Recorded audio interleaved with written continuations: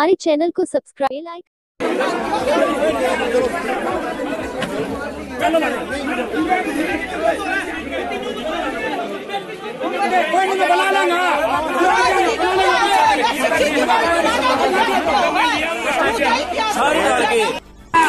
वो उसकी जिम्मेदारी नहीं है क्या ये?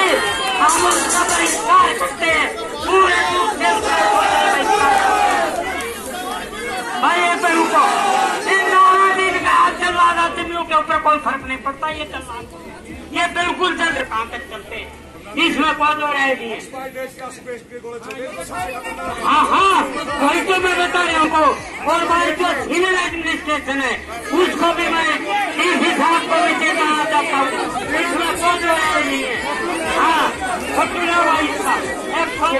डीएसपी साहब ने भी कहा था, तो हम ठीक है अगर नहीं मिलना चाहता है तो उसको हम घेर के काले झंडे दिखाएंगे और उसकी बेइज्जती करेंगे जिस प्रकार हमारी बेइज्जती करे। अगर मिलता है तो उसको